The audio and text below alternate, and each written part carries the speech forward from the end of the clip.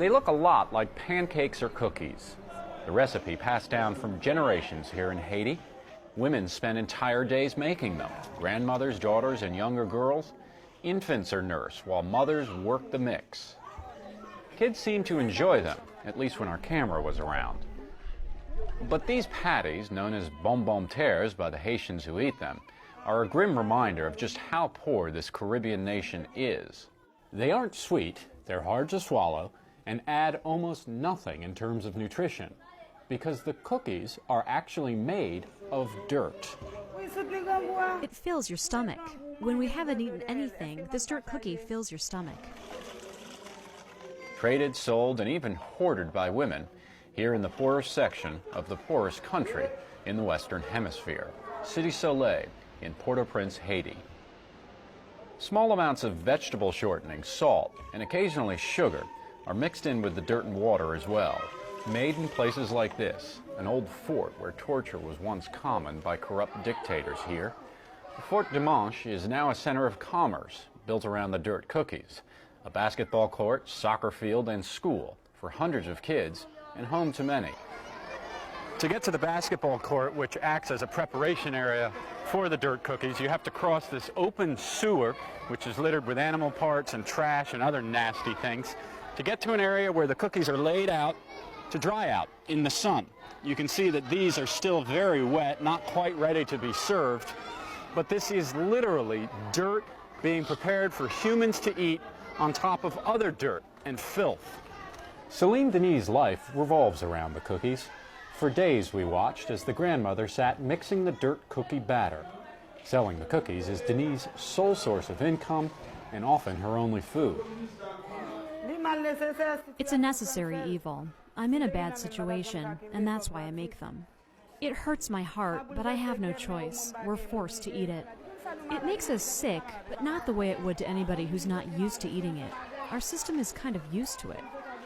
The dirt is trucked into this huge slum and sold at an enormous markup to the women, who pay about $5 a sack. They say it comes from an area in the mountains and are convinced the dirt is rich in minerals and vitamins.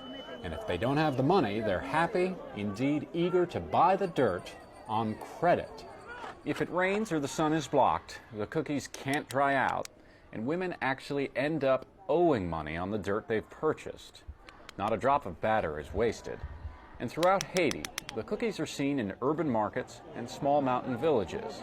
We rarely saw adults eating the cookies, as many seemed ashamed. Kids, however, asked repeatedly why we were so interested before freely eating them.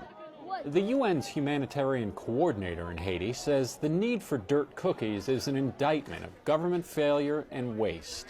The 5-cent cookies, a necessity in Haiti, imported food too expensive for families living on about $1 a day. Some 3.3 million Haitians are food insecure today. Around 25% of the children are chronically malnourished. These are the same indicators as in sub-Saharan Africa. Pregnant women have long eaten the cookies for their supposed source of calcium and antacid benefits. But doctors dispute this and warn of tooth decay, constipation, and worse.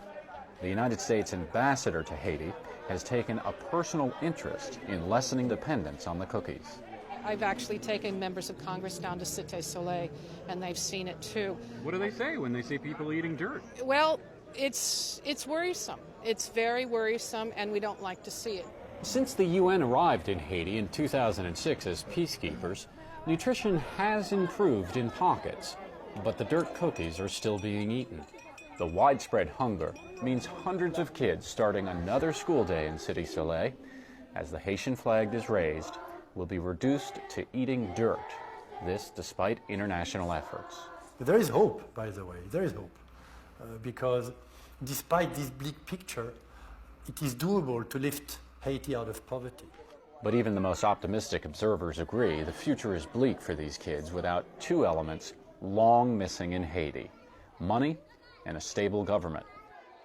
Reporting in Cité Soleil, Haiti, this is Benno Schmidt for World Focus.